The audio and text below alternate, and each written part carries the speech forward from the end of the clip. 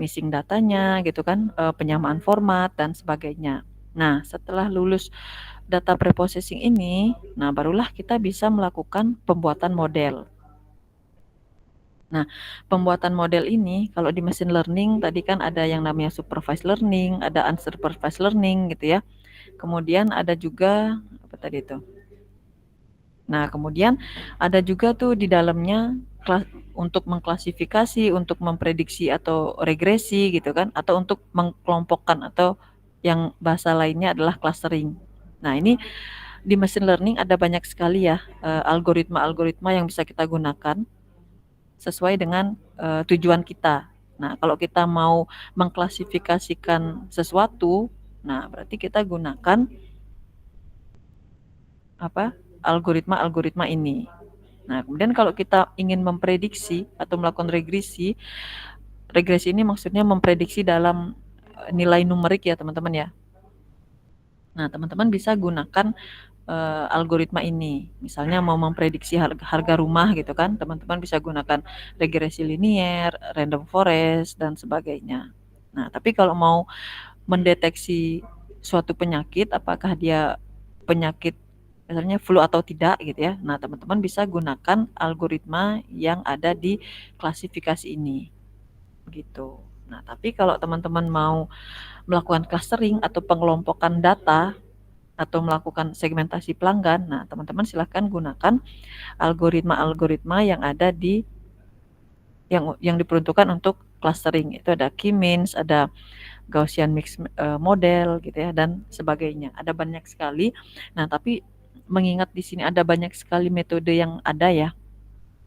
Kita tidak mungkin bisa mencobanya semua ya. Nah, kita akan mencoba salah satunya yang akan kita praktekkan di praktikum, yaitu akan memprediksi akan mengklasifikasikan apakah pelanggan tersebut berpotensi churn atau tidak gitu ya, berpotensi lari dari e-commerce tersebut atau tidak, seperti itu. Nah, karena ini adalah klasifikasi ya. Nah, berarti nanti ketika kita melakukan evaluasi model, yang kita lihat adalah nilai akurasinya, nilai presisinya gitu kan. Recall, F1 score. Nah, kalau bentuk visualisasinya kita bisa lihat dari kurva ROC dan juga matrix confusion. Nah, ini nanti kita lihat di praktikum gitu ya. Nah, sekarang kita akan mempraktekkan dengan menggunakan tools Krime ya teman-teman ya. Silahkan dibuka kembali projectnya. Ini adalah project di minggu keempat atau 5 gitu ya, yang terkait data preprocessing. Seperti itu. Mana tadi itu ya? Datanya ada di mana ini?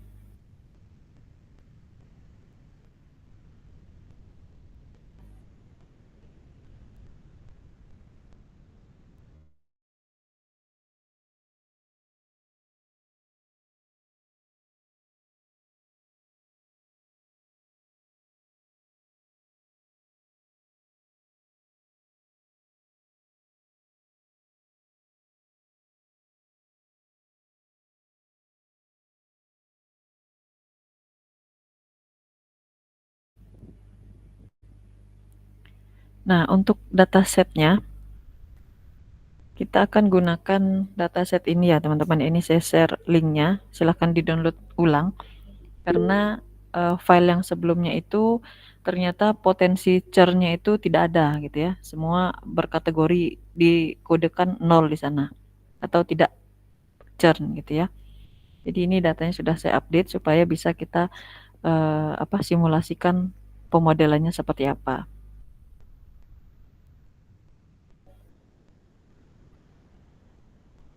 Ini teman-teman sudah pakai komputer semua nggak? Udah pakai laptop semua nggak? Atau ada yang masih pakai handphone? Sudah, Bu. Sudah ya. Oke. Nah, kita berangkat dari sini terlebih dahulu ya. Ini apa kemarin nih? Nah, jadi sudah ketemu filenya teman-teman? Nah, di praktikum minggu kelima kan kita sampai mendeteksi outlier kan ya dengan IQR ya. Iya kan?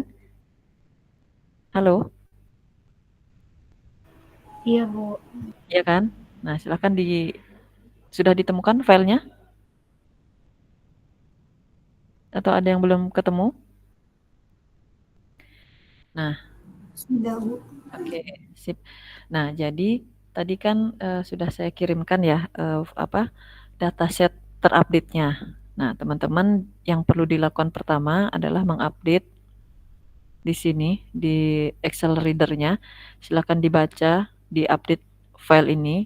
Tapi kalau misalnya ini karena namanya masih sama ya. Nah, teman-teman silahkan nanti panggil dulu dataset lain, kemudian panggil dataset terbaru juga boleh, atau dari dataset tadi di rename gitu ya, supaya eh, apa supaya terbaca ininya perubahannya seperti itu. Nah, diupdate di sini, di browse, kemudian ganti dengan file yang terbaru.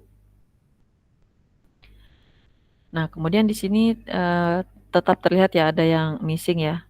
Ada yang umurnya nggak ada yang kotanya tidak ada, tipe device-nya nggak ada gitu ya.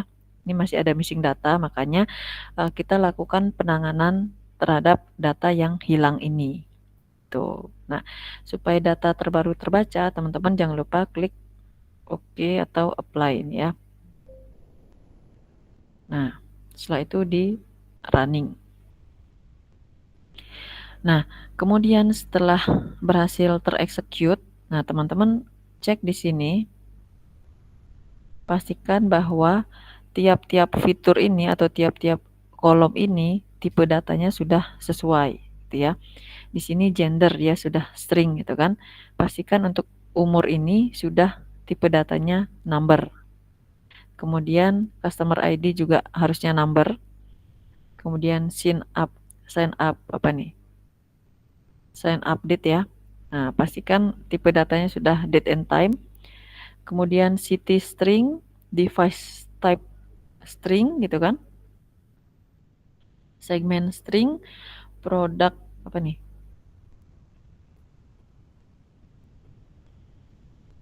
Produk kategori string, number income, monthly income itu number, spending apa nih?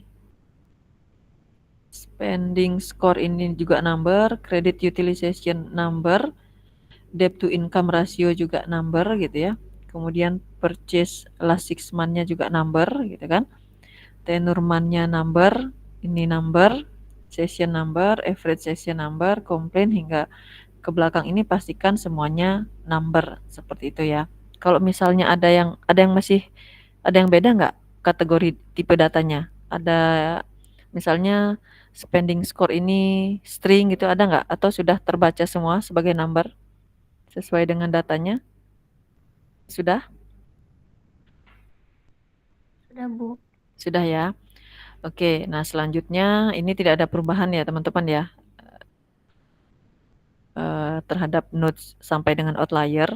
Mana kita cek dulu untuk baris yang duplicate itu di filter gitu ya, yang duplicate dihapus, kemudian dilakukan pengecekan missing data di sini, ya kan?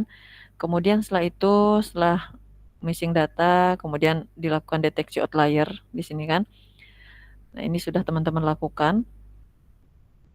Nah, kemudian setelah itu kita lakukan yang namanya transformasi nih. Nah, kita akan melakukan normalisasi gitu ya. Nah, teman-teman silahkan ambil nodes normalizer ini kan di apa nih? Di bagian nodes ini. Silahkan cari normalizer gitu ya. Nah, kalau sudah ketemu nodes-nya, nah silahkan di drag and drop dan disambungkan dengan nodes kolom filter di sini. Nah, kenapa perlu kita melakukan normalisasi gitu ya atau dengan menggunakan nodes ini? Nah, karena kalau kita lihat sebelumnya datanya itu kan range-nya kan sangat beragam ya teman-teman ya. Ada yang puluhan, ada yang ribuan gitu kan. Kemudian ada yang apalagi nih? Ada yang desimal gitu kan. Nah, supaya berada di rentang yang sama, berada di rentang 0 hingga 1 atau semua datanya berada di range yang sama, kita lakukan normalisasi di sini dengan menggunakan node normalizer. Kemudian data apa saja yang kita lakukan normalisasi di sini? Nah, semua data yang tipenya number gitu ya, kecuali customer ID dan churn ini. Nah, karena churn ini kita tidak normalisasi karena kita akan melakukan prediksi nih. Prediksi klasifikasi apakah dia churn atau tidak. Jadi ini kita tidak include-kan ke normalisasi. Itu ya. Jadi umur, kemudian monthly income, spending score, itu kan, credit utilization, sampai dengan satisfaction score ini kita include-kan di normalisasi. Itu ya. Nah, ini kita include-kan semua karena kita ibaratnya tidak tahu nih fitur-fitur apa saja atau variabel-variabel mana saja yang kira-kira apa namanya nih, yang kira-kira mempengaruhi dia berpotensi churn atau tidak. Seperti itu. Jadi kita include-kan semua nih menjadi di normalisasi. Seperti itu. Nah, tapi kalau misalnya case-nya nih teman-teman sudah tahu fitur-fitur apa saja atau variabel-variabel apa saja yang mempengaruhi churn itu, berarti yang di-include-kan di sini adalah variabel-variabel yang berkaitan saja. Seperti itu. Itu ya. Nah, setelah itu nah, di sini kita lakukan normalisasi yang kita lakukan dengan menggunakan metode Z-score di sini ya. Nah, kalau metode min max kita bisa tetapkan nih minimumnya berapa, di max-nya berapa, seperti itu.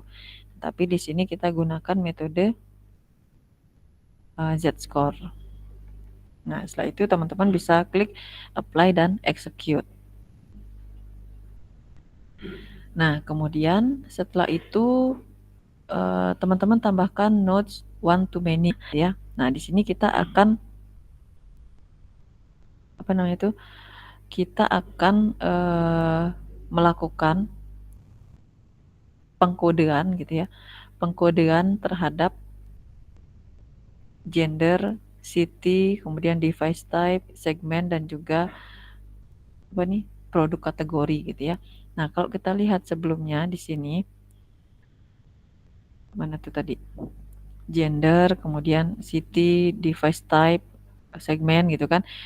Ini kan ada masing-masing fitur ini kan ada nilainya ya. Nah, kemudian nilai dari fitur tersebut akan kita jadikan fitur baru gitu ya. Sehingga nanti nilainya itu adalah 0 dan 1 gitu. Nah, nodes ini teman-teman sambungkan ke nodes normalisasi gitu ya. Jangan disambungkan ke yang sebelumnya. Karena supaya apa? Kita mengambil data olahan terupdate gitu. Nah, settingannya seperti tadi ya, yang di-include-kan itu adalah gender, city, device type, segmen dan juga produk kategori. Kemudian teman-teman jangan lupa diklik execute gitu ya, apply dan execute. Nah, hasil dari one to many ini nanti akan terlihat seperti ini. Nah, tadi male dan female ini kan nilai dari fitur gender ya. Nah, ini nilai dari fitur gender tersebut ya berubah menjadi fitur nih, fitur male dan juga female. Nah, kalau nilainya 1 berarti artinya dia positif male gitu ya.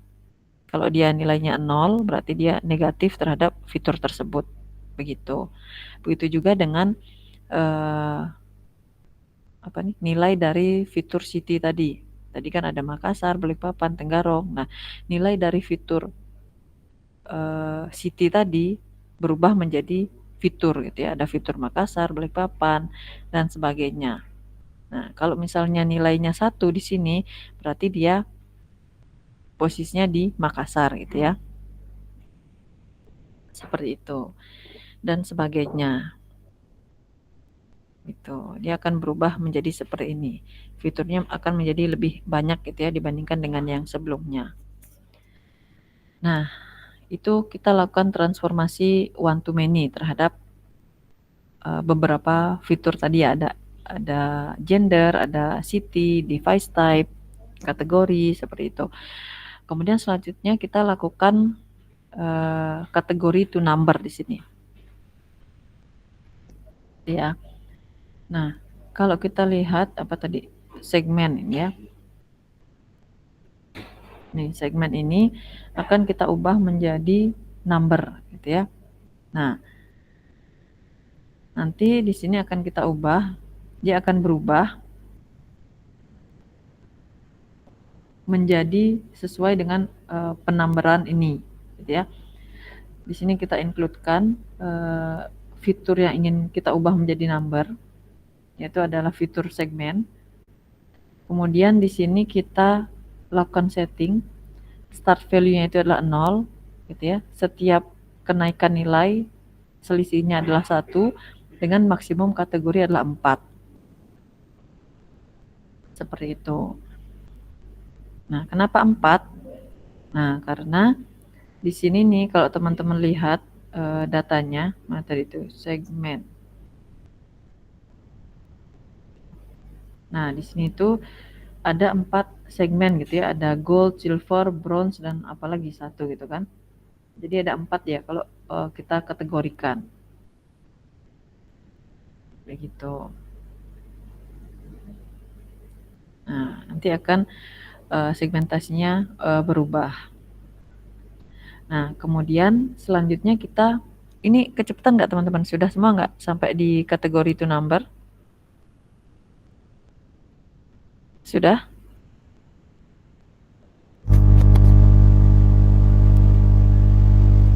Halo, halo.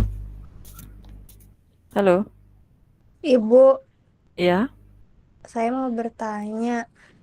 Ini ibu pakai yang itu ibu ngelanjutin yang praktikum yang berapa ya, Bu? Soalnya kalau saya cek yang punya saya itu dia belum ada kolom yang nama daerah itu kan tadi ibu ini ada kan kolom kayak nama daerahnya gitu. Ini melanjutkan praktikum di data preprocessing sebelum expert system itu loh. Sistem. Data preprocessing di pertemuan keberapa itu? 4 atau 5 tuh. Nah, di pertemuan 5 ini. Nah, di pertemuan 5 ini kan teman-teman melakukan praktikum tuh. Nah, yang ini. Pertemuan 5 ya ini. Ini pertemuan 4 berarti praktikum pertemuan 4.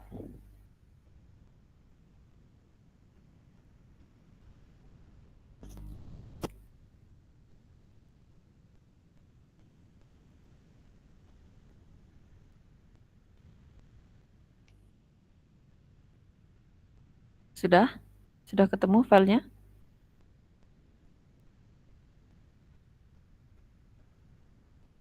Kita pakai Kenime kan untuk data preprocessing dan expert system aja kemarin. Setelah itu kan lanjut di Python kemarin ya.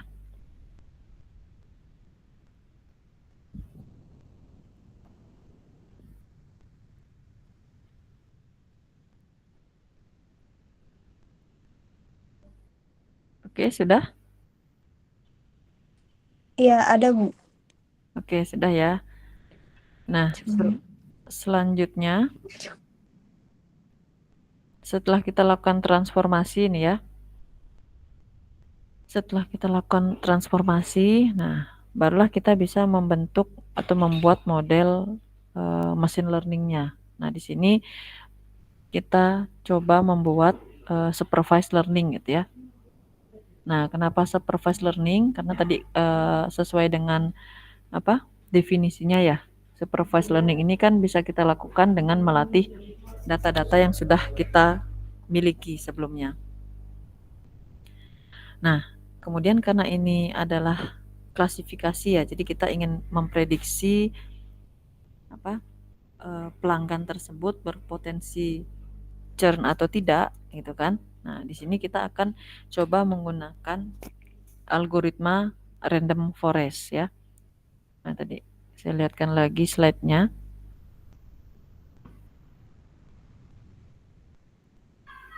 Nah, untuk klasifikasi kan ada random forest, ada decision tree gitu kan, ada logistic regression, ada support vector machine gitu kan, ada neural network. Nah, yang pertama kita coba adalah membuat model dari random forest. Nah, sebelum ke sana, nah kita lakukan memfilter dulu kolom-kolomnya nih atau memfilter fitur-fitur yang sudah kita bentuk sebelumnya, yang sudah kita miliki gitu ya. Nah, teman-teman silahkan cari nodes kolom filter ini di sini. Ya, cari kolom filter seperti itu. Nah, kemudian disambungkan ke nodes kategori to number.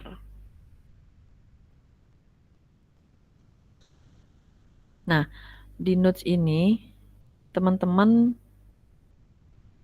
includekan semua fitur-fitur yang ada kecuali customer ID dan juga sign update gitu ya. Kecuali kedua fitur ini. Nah, kenapa fitur ini tidak kita includekan? Nah, karena kalau fitur customer ID dan sign update ini kita includekan itu akan mengaburkan dari aturan yang terbentuk secara sistem ini. Gitu. Itu ya. Jadi ini tidak diincludekan nih karena sifatnya adalah untuk penomoran dan pencatatan tanggal saja.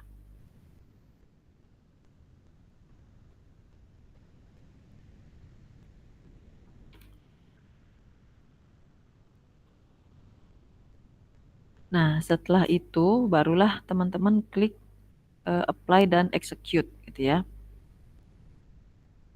Nah, selanjutnya teman-teman cari yang namanya apa nih? Cari yang namanya Nodes Rule Engine di sini ya. Nah, dan disambungkan ke Nodes kolom filter. Nah, di sini pada Nodes Rule Engine ini sebenarnya kita ingin mengubah apa nih? Mengubah penulisan dari mengubah nilai dari fitur churn gitu ya. Di sini kita ubah jika nilai churn-nya itu 1, nah kita ganti menjadi yes di sini ya. 1 kita ganti jadi yes, kalau 0 ini kita ubah menjadi no gitu ya. Nah, kemudian di sini tidak usah membuat kolom baru, tapi kita timpa aja kolom atau fitur yang sudah ada yaitu fitur churn. Ya, pastikan teman-teman tidak menimpa kolom yang lain gitu ya.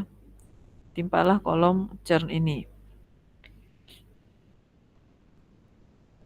Nah, kemudian teman-teman bisa klik apply dan juga bisa di execute. Nah, setelah itu barulah kita tambahkan nodes tabel partisioner gitu ya. Ini nodes ini kita gunakan untuk membagi data data yang kita miliki itu menjadi 2 bagian gitu ya. Nah, tadi kan ada yang namanya training dan juga testing gitu ya. Nah, disinilah kita lakukan pemecahan datanya dengan menggunakan nodes tabel partisioner ini. Seperti itu. Nah, di tabel partisioner ini akan membagi dataset yang kita miliki menjadi 2 bagian. Ada yang first partition gitu ya, dan second partitionnya itu adalah sisanya. Nah, yang kita inputkan di sini adalah persentase dari apa? Partisi yang pertama. Nah, tadi untuk melakukan training range datanya itu kan 70 hingga 80% ya, teman-teman ya. Nah, di sini kita tuliskan, kita coba data trainingnya itu adalah 70 nih, 70%. Nah, untuk sampling strateginya seperti apa? Nah, di sini ada pilihannya random, stratified, kemudian linear, ada first row gitu kan. Nah, kita pilih yang strategi samplingnya itu adalah random. Jadi dia akan diacak tuh, pembagian datanya itu secara acak gitu ya. Jangan gunakan first row ini karena dia akan mengambil data teratas tuh, 70% data teratas diklasifikasikan menjadi first partition, jangan seperti itu. Jangan gunakan yang sampling strategi yang ini. Nah, kita gunakan yang random saja. Nah, kemudian supaya apa samplingnya itu stabil gitu ya, teman-teman checklist checkbox ini fix random seed ini teman-teman checklist gitu ya. Kemudian untuk nomornya di sini sebenarnya bebas, mau diisi penomoran berapapun itu bebas. Tujuannya apa? Supaya ketika kita running kembali, hasil partisinya itu tetap sama nih, sesuai dengan penulisan yang kita buat di sini. Seperti itu. Jadi setiap kali di running ulang supaya data partisinya itu tetap sama. Karena kalau kita tidak centang ini dan kita execute berulang kali, nanti hasil evaluasinya akan berubah-ubah, teman-teman. Akan berubah-ubah karena bergantung dari data partisinya ini, data training dan juga data testingnya. Seperti itu. Nah, kemudian setelah teman-teman inputkan seperti ini, bisa diklik apply dan execute gitu ya. Apply dan execute. Teman-teman kalau terlalu cepat agar diinterupsi ya, boleh diinterupsi ya. Baik, Bu. Nah, setelah itu, nah di sini kan kita lihat ya di nodes partitioner ini ya, kan ada yang namanya first partition dan second partition ya. Nah, first partition ini kita gunakan sebagai data training nih untuk kita melatih modelnya. Nah, untuk yang second partition ini kita gunakan sebagai data uji atau data testing. Seperti itu. Jadi jangan kebalik ya teman-teman ya. Jangan nanti learnernya atau trainingnya teman-teman gunakan second partition. Jangan, karena datanya lebih sedikit di sini. Yaitu 30% ya di sini. Karena tadi untuk first partition kita tetapkan 70%. Itu. Jadi jangan kebalik nanti untuk menarik data learnernya gitu. Nah, kemudian setelah selesai data partitioner ini sudah hijau gitu ya, ditandai dengan button hijau ini, simbol hijau ini ya. Selanjutnya kita coba menggunakan algoritma random forest. Nah, teman-teman silahkan dicari di sini nodes yang namanya random forest gitu ya. Nah, dan disambungkan dengan first partitionnya di sini. Ya. Kita gunakan first partition. Kemudian boleh juga teman-teman cari nodes untuk testernya, untuk testingnya. Namanya random forest predictor. Nah, teman-teman bisa sambungkan di sini. Ini saya hapus aja dulu ya biar nggak bingung melihatnya. Nah, first partition teman-teman sambungkan dengan learnernya, second partitionnya dengan prediktornya. Ya. Kemudian dari learner ini disambungkan ke prediktor. Jadi diadaptasi nih, model learner ini diadaptasi ke prediktor. Gitu.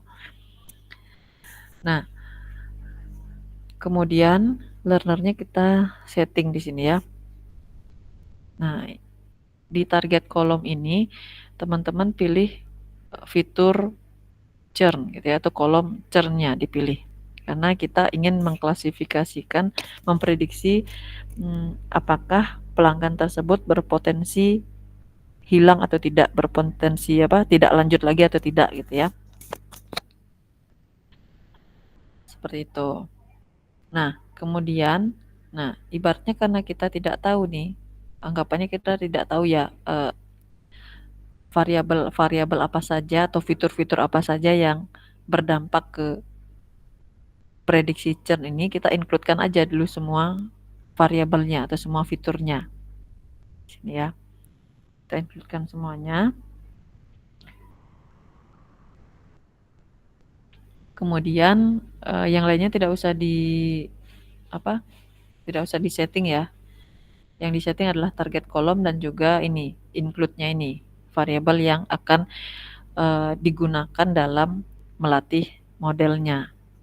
Nah, kemudian ini tekan OK gitu ya. Nah, dan di-execute nanti. Nah, kalau sudah hijau gitu ya, tandanya di sini sudah hijau. Nah, teman-teman bisa konfigurasi nodes prediktornya. Kan bisa klik 2 kali. Nah, kemudian di sini yang perlu kita setting adalah di prediction settingnya. Sebenarnya nggak ini sih ya, di sini hanya mencentang saja nih, kita tidak memasukkan data apapun.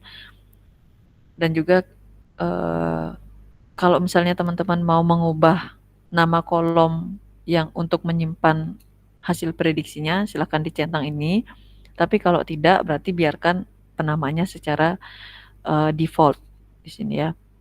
Nah, ini dicentang nih.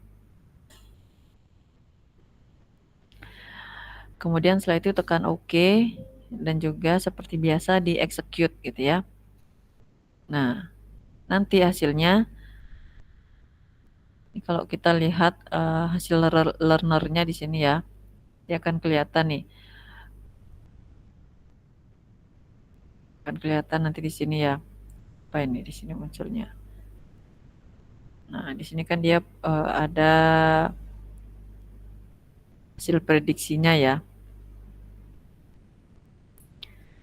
Dan juga ada numbernya juga ada nih. Kemudian di prediktor ini kalau kita lihat di sisi paling kanan, nah dia akan memunculkan prediksi churn-nya no, yes atau no. Tuh kan. Nah, ini kan dia sudah berhasil memprediksi ya, tapi kita belum tahu nih modelnya itu bagus atau tidak gitu kan. Sudah sesuai atau tidak gitu ya. Nah, ini berkaitan lagi dengan pertanyaannya Oswit tadi gitu kan. Untuk melakukan perhitungan evaluasi model di sini. Gitu. Karena kita tidak tahu nih prediksi ini bagus atau tidak gitu ya. Nah, untuk tahunya seperti apa caranya, nah kita lakukan evaluasi model tadi. Nah, kalau di slide-nya kelompok 4 tadi kan ada rumusnya ya. Untuk mengukur akurasi bagaimana, presisi gimana gitu kan. Nah, kalau menggunakan Knime ini, dia sudah dihitung oleh node scorer ini, teman-teman. Iya, teman-teman silakan cari di sini node scorernya, kemudian disambungkan dengan prediktor di sini ya. Sambungkan dengan prediktor, kemudian si scorer ini kita setting seperti ini. Nah, first column ini adalah data aslinya. Nah, second column-nya ini adalah kolom prediksinya. Seperti itu. Berarti first column ini adalah churn ini, second column-nya ini adalah prediction churn gitu ya. Nah, setelah itu teman-teman klik OK. Klik OK, kemudian di execute, gitu kan? Nah, nanti di sini kita bisa lihat hasilnya nih. Kalau hasil singkatnya teman-teman bisa klik ini icon kaca pembesar ini ya. Nanti hasilnya kan seperti ini. Bisa kelihatan nih akurasinya berapa, nilai kohen kapanya berapa, tingkat errornya berapa gitu kan. Nah, tapi kalau teman-teman ingin lebih detail terkait hasil perhitungannya, teman-teman bisa lihat di bawah sini. Ini tarik ke atas gitu ya. Ada confusion metricnya. Jadi di confusion metric ini kita bisa lihat nih, untuk churn yang no, yang dia diprediksi no itu berapa, yang diprediksi itu yes. Yang diprediksi yes itu berapa. Nah, di sini dari hasil pemodelan random forest ya, untuk yang kenyataannya churn itu adalah kenyataan churn tidak churn itu sebanyak 788 gitu kan. Nah, ini di hasil prediksinya semuanya terprediksi no gitu ya, tidak churn. Nah, berbeda dengan yang dia berpotensi churn gitu ya, atau yes gitu ya. Nah, untuk nasabah yang dia berpotensi churn tadi diprediksi tidak churn itu sebanyak 81 nih, 81 pelanggan gitu ya. Nah, inilah yang menyebabkan nilai apa? Akurasinya ini sebanyak 95,15% ini dan tingkat errornya 4,844%. Begitu. Gitu ya. Nah, kalau nilai Cohen kapanya ini semakin mendekati 1 itu semakin baik, teman-teman. Semakin besar nilainya semakin bagus nilai Cohen kapanya. Gitu. Nah, kemudian di sini di akurasi statistik, nah tadi kan dijelaskan juga dengan oleh kelompok 4 ya, ada true positif, ada apa? False positif, ada true negatif, false negatif gitu kan, ada recall, precision, F1 score gitu kan. Nah, itu kelihatan di sini, teman-teman. Seperti itu. Nah, kalau true positif itu tadi kan nilai yang betul gitu ya. Yang apa tadi itu? Nilai yang dia betul dan terproduksi betul juga terproduksi terprediksi true juga. Itu kan dan sebagainya. Ini terlihat nilainya di sini. Gitu ada recall, precision dan sebagainya. Nah, kalau rumus manualnya atau rumus matematisnya bagaimana nilai-nilai ini muncul, itu sesuai dengan yang tadi sudah disampaikan oleh kelompok 4. Nah, kemudian kalau kita mau memvisualisasikan pemodelannya itu ya dalam bentuk kurva, nah teman-teman bisa gunakan nodes ROC curve ini. Nah, ini disambungkan dengan node prediktornya. Begitu.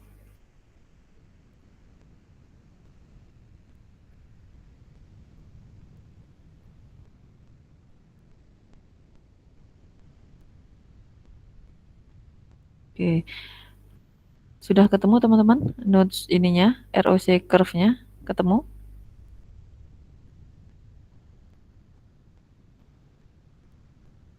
Halo, halo.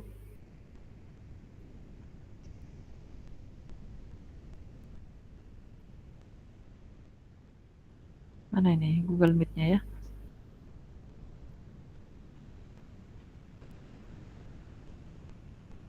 Ketemu nggak teman-teman?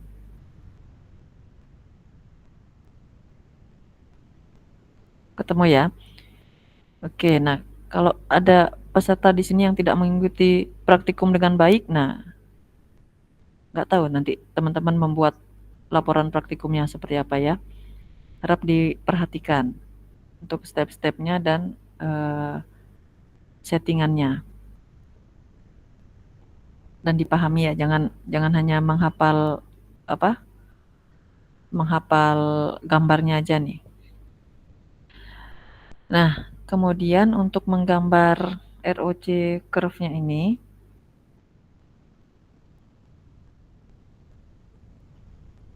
teman-teman bisa lakukan setting seperti ini.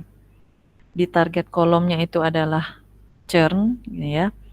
Kemudian positif class value-nya itu adalah yes. Nah, kemudian yang di bawah ini kan prediction kolom ya. Nah, yang kita inputkan adalah hasil prediksinya saja, teman-teman. Ya, prediksi churn confident-nya. Itu yang teman-teman include-kan. Nah, yang lainnya tidak usah di-include-kan gitu ya. Nah, setelah itu teman-teman bawahnya ini sih ini ya tidak terlalu ya karena ini berkaitan dengan tampilannya aja sebenarnya. Nah, kalau saya di sini settingnya penamaannya dengan ROC curve, kemudian horizontal aksisnya itu adalah false positive rate-nya, ini ya. Kemudian vertikal aksisnya itu adalah true positifnya. Kemudian ketebalan garisnya itu adalah saya pakai 2 di sini ya. Nah, dan juga legend positionnya itu di dalam plotnya kalau saya buat di sini. Nah, setelah itu teman-teman klik apply dan execute. Nah, nanti kalau kita lihat hasilnya bisa klik ini, open view ini. Nah, nanti hasilnya akan tampil seperti ini nih teman-teman. Nah, ini garis putus-putus ini adalah random classifier-nya. Kalau yang garis biru ini adalah hasil prediksinya teman-teman. Dengan nilai AUC itu sebanyak 0,895 gitu ya. Nah, cara baca dari grafik ini, semakin ke atas jika garisnya kita ini ya, garis birunya ini berada di atas garis putus-putus, itu berarti modelnya bagus teman-teman. Ini ya, ini kan berada di atasnya ya. Nah, kalau di bawahnya berarti modelnya termasuk buruk gitu ya, ditandai juga dengan nilai AUC-nya juga pasti rendah nanti di sini. Seperti itu. Ada yang sudah muncul grafiknya teman-teman?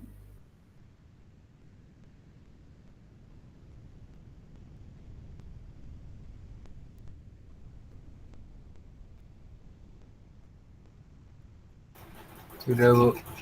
Sudah? Oke.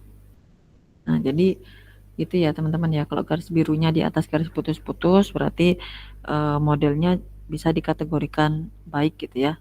Selain itu bisa dilihat dari nilai AUC-nya ini. Nah, kalau nilainya itu berada di bawah 0,7 gitu ya, modelnya termasuk kategorinya itu termasuk lemah seperti itu. Jadi hasil prediksinya juga tentunya tidak tidak terlalu bisa dipercaya ya teman-teman ya hasilnya. Gitu. Nah, ini dia nilainya berada di 0,895. Nah, ini kalau dari range nilai AUC-nya ini termasuk kategori very good dia. Ini very good atau excellent ini ya. Termasuk very good dia. Kalau excellent itu AUC skornya itu berada di 0,9 hingga 1. Maksimal di 1 ya skornya. Begitu. Nah, kemudian untuk diklasifikasi kan ada banyak tadi ya metode yang bisa digunakan tuh, ada random forest, ada decision tree, ada naive bayes juga. Nah, di sini supaya kita tahu untuk kasus e-commerce ini mana yang bagus, nah kita bisa coba ke 3 model tadi teman-teman. Itu ya. Misalnya dengan decision tree berarti yang first partition ini teman-teman sambungkan ke nodes learner-nya. Untuk yang second partition-nya sambungkan ke prediktor gini kan. Dan jangan lupa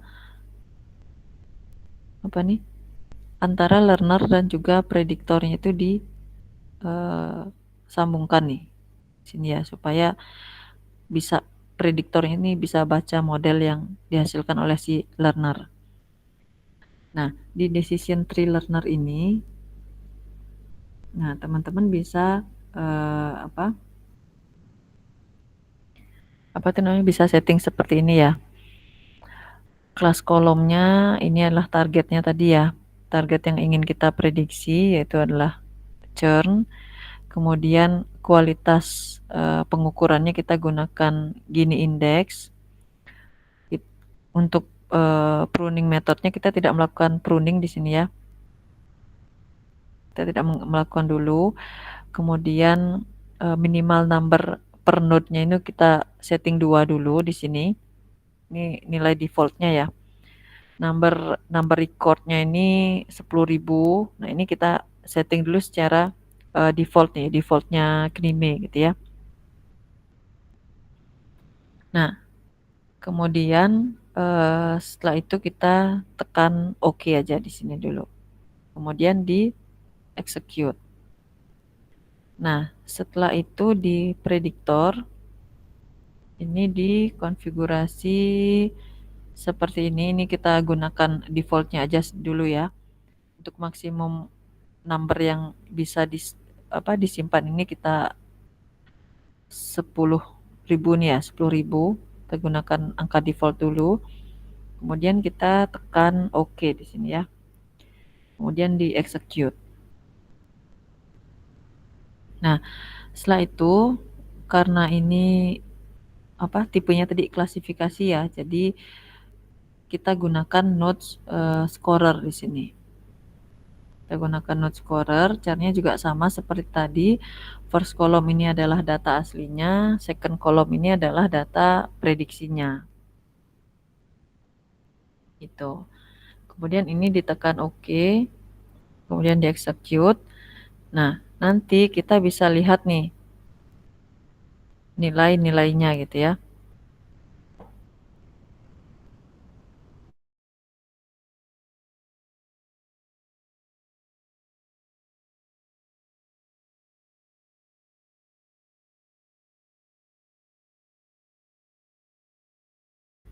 Nah, kita bisa lihat di sini nilai akurasinya ternyata tadi lebih rendah ya dibandingkan dengan kita menggunakan random forest nih. Kemudian nilai koin kapanya juga lebih kecil dan tingkat errornya lebih besar nih dibandingkan dengan random forest gitu kan. Nah, kemudian misalnya mau mencoba menggunakan metode naive Bayes. Nah, caranya sama seperti tadi teman-teman.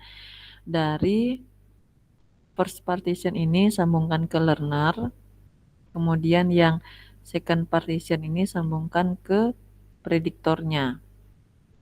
Caranya sama seperti tadi. Kemudian ini disambungkan dari learner ke prediktor, jangan lupa disambungkan supaya prediksinya ini nanti menjalankan model atau learner yang sudah dilakukan sebelumnya. Nah, di learner ini kita bisa lakukan konfigurasi default aja dulu. Ini belum saya rubah-rubah dari defaultnya Knime ya. Gitu. Untuk klasifikasi kolomnya ini kita pilih churn ya di sini ya, karena kita objeknya ingin melihat klasifikasi apakah pelanggan tersebut berpotensi churn atau tidak nih. Seperti itu. Ini di defaultkan aja dulu ya. Default probability-nya segini, minimum standar deviasinya segini, itu kita gunakan nilai default dulu. Kemudian klik OK, ini di execute gitu kan. Kemudian yang naive Bayes predictor ini juga tidak ada banyak custom ya. Di sini kalau teman-teman tidak mau mengubah namanya tidak usah dicentang gitu ya. Dan ini diklik OK. Kemudian di execute. Nah, di scorer teman-teman juga sama caranya seperti tadi. First kolomnya ini adalah data aslinya, second kolom ini adalah hasil prediksinya. Ini di OK, kemudian di execute. Nah, nanti kita bisa lihat, nah ternyata di sini akurasinya jauh lebih kecil dibandingkan dengan decision tree dan juga random forest ya yang pertama ya. Begitu. Dan koin kapanya juga lebih kecil, tingkat errornya yang paling tinggi nih dibandingkan dengan decision tree ataupun random forest. Gitu. Nah, jadi bisa ditarik kesimpulan sementara ya. Kalau untuk kasus untuk kasusnya data yang kita miliki ini, model yang atau algoritma yang paling sesuai itu adalah algoritma random forest, seperti itu. Gitu. Jadi kita bisa bandingkan apa tuh namanya? Kita bisa bandingkan algoritma mana sih yang sesuai, yang lebih cocok sesuai dengan data yang kita miliki. Seperti itu. Itu ya. Oke, ada yang mau ditanyakan teman-teman?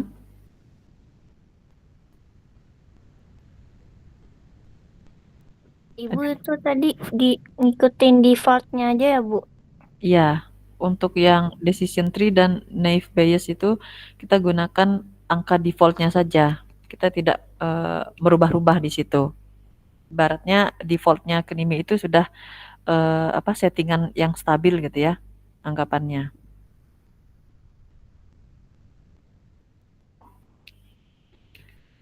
Seperti itu.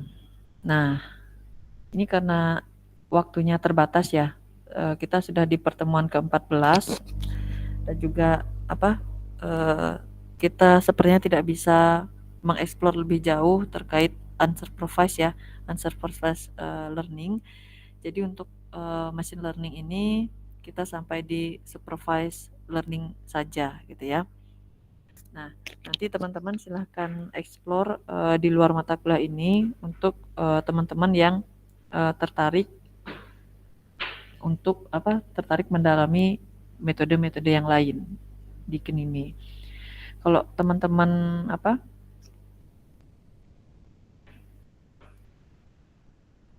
Kalau teman-teman juga tertarik menggunakan Python juga dipersilahkan ya, tapi karena keterbatasan waktu untuk Python di machine learning tidak kita lakukan di sesi kelas kecerdasan buatan ini. Seperti itu. Oke, ada yang mau ditanyakan dulu teman-teman?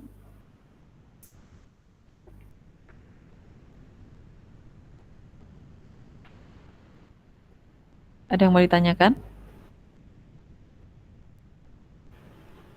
Untuk absennya, Bu. Oh, absennya. Oke. Bentar ya, sebelum ke absen. Mana ini? Mana ini lihatnya? Absen di mana absen? Absen, kita absen dulu ya. Kelas B. Riza, Hadir Ibu. Meisya, Hadir, Ibu. Ila, Hadir, Bu. Esther, Esther hadir, Bu. Ika, Hadir, Bu. Elizabeth, Hadir, Ibu. Fadil, Fadil hadir Bu. Salwa, Hadir, Bu. Iva, Hadir, Bu. Fajwa, Hadir, Bu. Siti, Hadir, Bu. Izas, Yuri, Hadir, Ibu. Marcella, Hadir, Bu. Kimberly, Hadir, Bu. Leila, Hadir, Bu. Laude, Hadir Bu. Murniasih, Hadir, Bu. Salsabila, Hadir, Bu. Adenovita,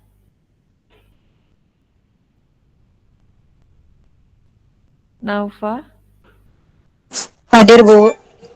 Nia, Hadir, Bu. Nurjana, Hadir, Bu. Betari, Hadir, Ibu. Novita, Hadir Ibu. Erniske, Yohan, Hadir Bu. Keisha, Azizah, Hadir Bu. Najwa, Hadir, Bu. Lisa, Alicia, Hadir, Bu. Rizal, Hadir, Bu. Rizky, Hadir, Bu. Angelica, Hadir Ibu. Dewi Utari, Hadir, Ibu. Ricci, Hadir, Bu. Silvana. Hadir Bu. Oke. Nah, selanjutnya di pertemuan ke-15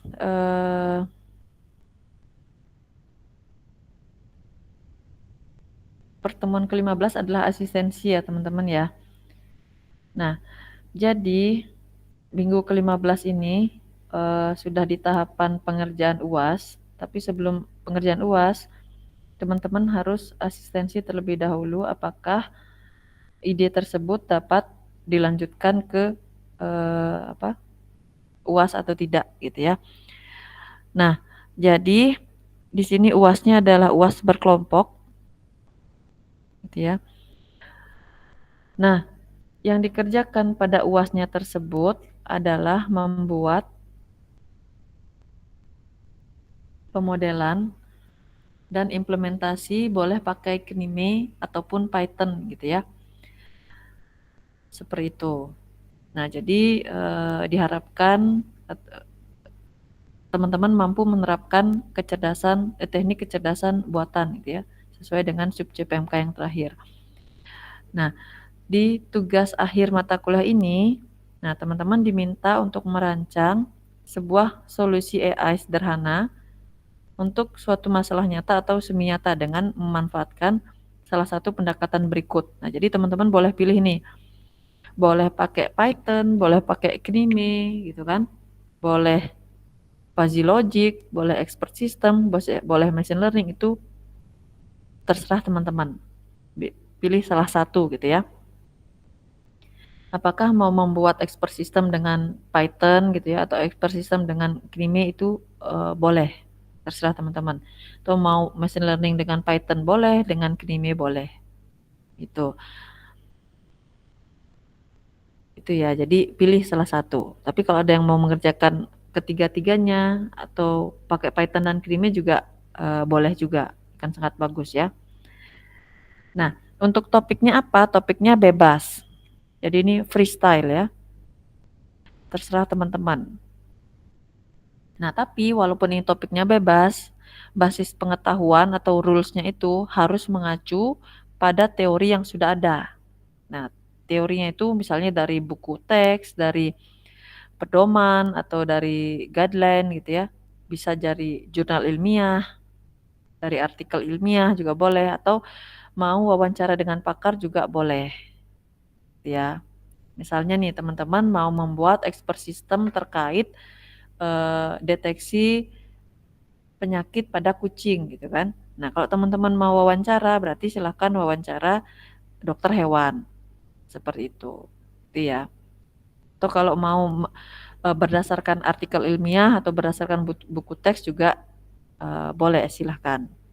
Nah, jadi basis pengetahuannya itu tidak ngarang-ngarang gitu ya, berdasarkan teori-teori yang sudah ada. Itu ya. Nah, ketentuan pendekatan proyeknya atau tugas akhirnya ini nanti teman-teman bisa dibaca. Kalau misalnya sistem pakar aturannya itu minimal 10 hingga 15 gitu ya. Tentunya aturannya berdasarkan dari teori yang sudah ada, bisa buku, jurnal, standar, atau hasil wawancara gitu ya. Nah, dan juga setiap rules-nya itu harus bisa dilacak referensinya. Misalnya rule 1 diambil dari jurnal apa gitu ya. Inputnya bisa berupa pertanyaan iya atau tidak, atau skala sederhana, bisa rendah, sedang, tinggi gitu ya. Nah, outputnya tentu saja diagnosis ya. Diagnosis atau rekomendasi atau klasifikasi seperti itu. Dan juga diberikan penjelasan singkat rules apa yang aktif. Itu.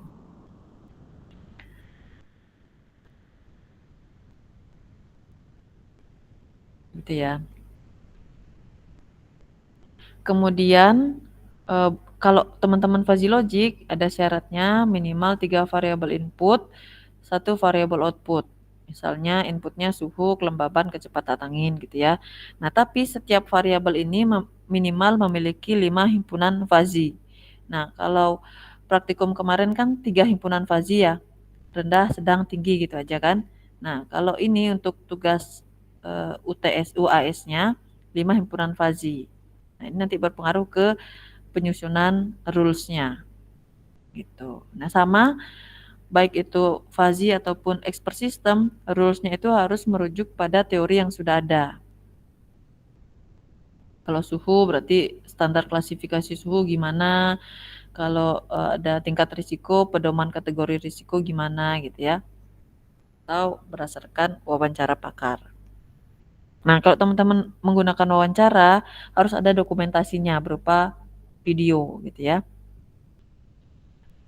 Nah, seperti itu. Jadi tentunya ada outputnya nanti ya teman-teman ya. Ada input, kemudian rules-nya gimana, outputnya gimana.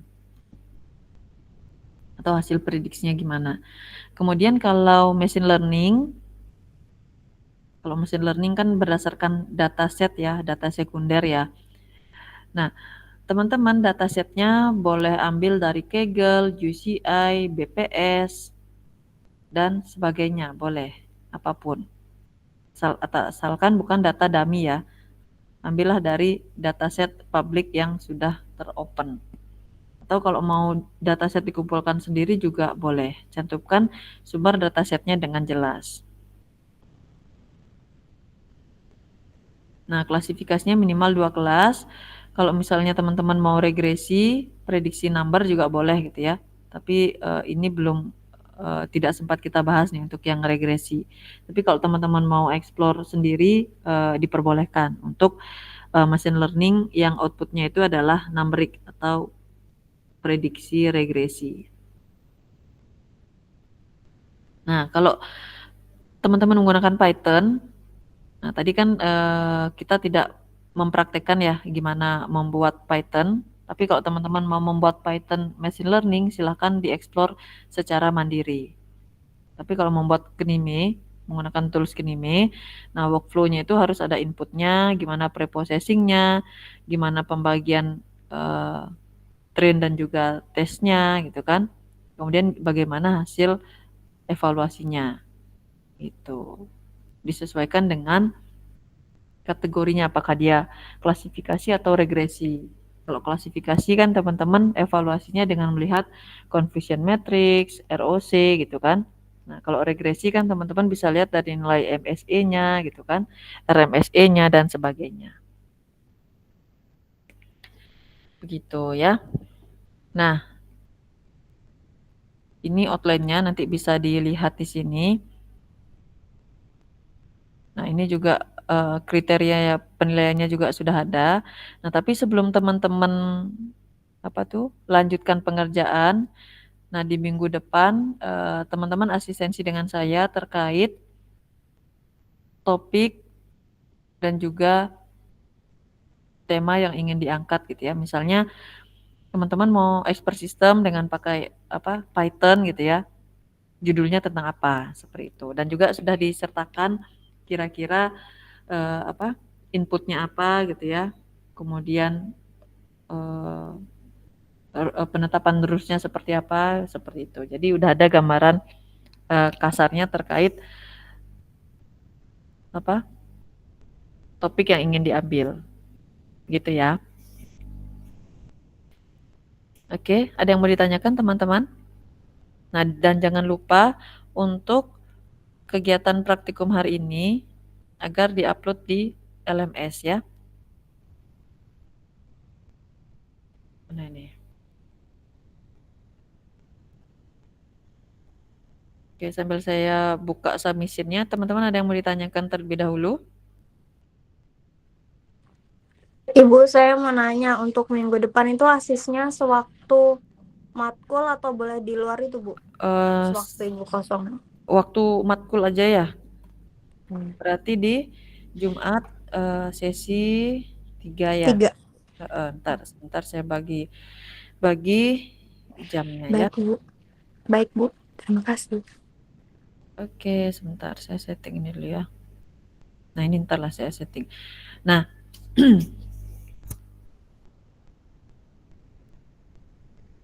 nah ini.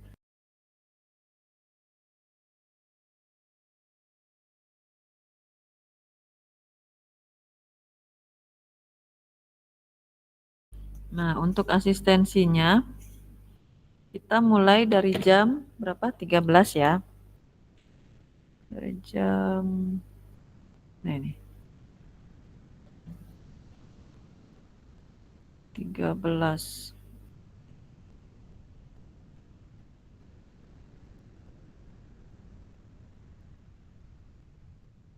Saya copy aja dulu ya. Jamnya sesuai ini. Ini kelompoknya ada berapa? Oh, ada 9 ya. Banyak banget ya.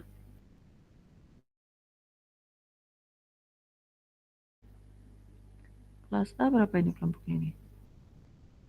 Oke. Wow, panjang dong ini ya.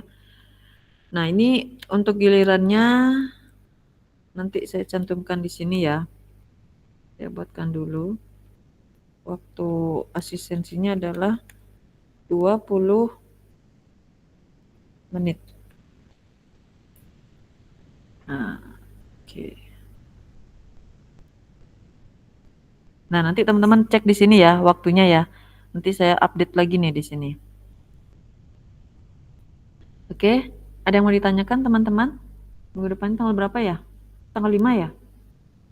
Oh, tanggal 5 nggak bisa ternyata ya. Bentar. Saya lihat dulu kalender ya.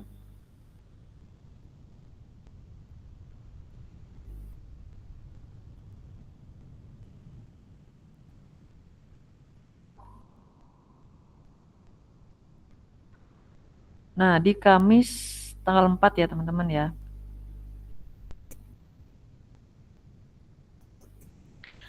Kamis teman-teman ada kelas? Kamis sesi 3? Halo, ada? Ada kelas? Kosong, Bu. Kosong ya? Kosong, Bu. Oke, nanti ini di Kamis sesi 3 ya. Itu siapa itu?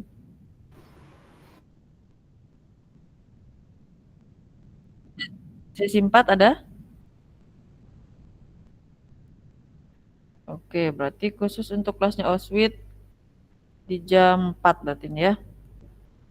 Kayaknya ini lebih. Ya. Oke, siapa lagi itu? Angkat tangan. Siapa? Saya tidak bisa melihat. Saya Bu Siapa itu? Angelica. Heeh. Saya di sesi 3 hari Kamis ada kelas. Ya. Oh iya, taruh sana aja Pak kuncinya ya. Nanti saya kembalikan. Wisnu. Oke, Angelica. Terus siapa lagi? Ya Bu, makasih Bu. Selain Angelica, siapa lagi yang ada kelas? Izin, Bu, saya juga ada. Siapa itu? Fadil, Bu, kelas Big Data, Ibu. Sebentar ya. Angelica. Terus Fadil kelompok berapa Fadil? Kelompok 2, Ibu, nomor 5. Terus yang lain? Ada lagi? Siapa itu? Silvana Zalianti, Bu, kelompok 9. Silvana. Ada kelas di sesi 3, ya. Siapa lagi?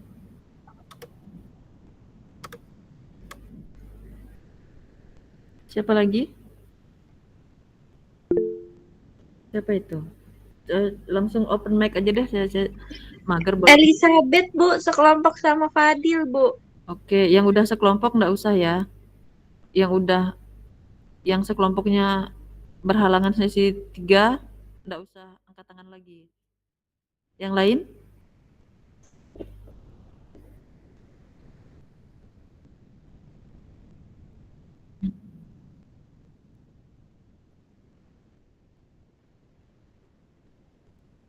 Sesi 3 dan sesi 4. Kalau Rabu sesi 3 ada?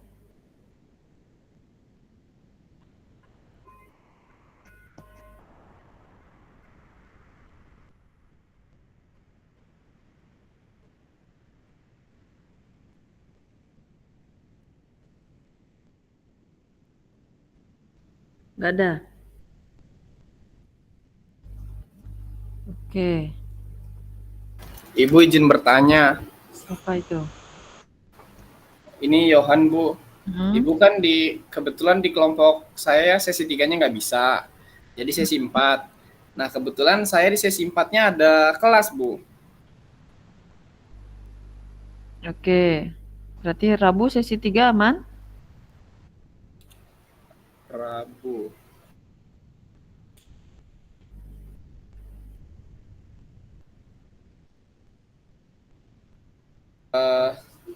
Bisa, Bu, sesi 3. Iya, sesi 3. Iya, bisa, Bu. Oke, Rabu sesi 3 ya. Oke, terima kasih, Bu. Oke, kalau Angelica dan kelompoknya Rabu sesi 3 bisa? Rabu sesi 3 bisa, Bu. Oke.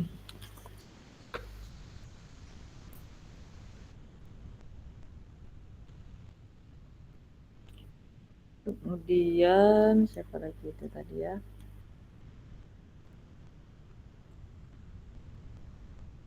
Fadil, Rabu sesi 3 bisa? Rabu sesi 3 bisa, Bu. Bisa ya. Iya, Bu. Yang teman sekelompoknya bisa? Bisa juga? Bisa, Bu. Bisa, Bu. Ya. Bisa, Bu, bisa. Oke, sip. Oke lah kalau begitu nanti yang lainnya tidak ada ini kan ya, tidak ada yang bentrok ya. Kamis, saya belum petakan juga sini. Harusnya sih enggak ya. 13. Bentar ya, sabar ya. Kamis.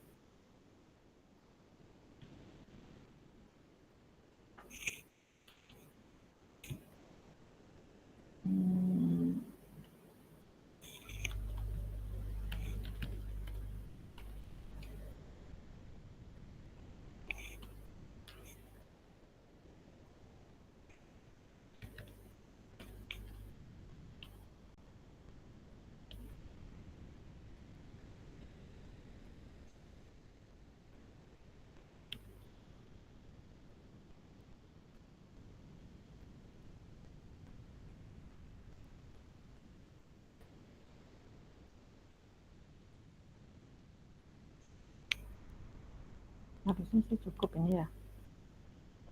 14, 20. Oke, sip. Nah, oke. 14. Masih banyak ini ya. Nah, kita tidak seperti itu ya. Kita nggak terlalu sore ya. Jadi bentar, saya pindahkan dulu. Ya. Oh, benar-benar sudah. Udah gini aja ya teman-teman ya. Jadi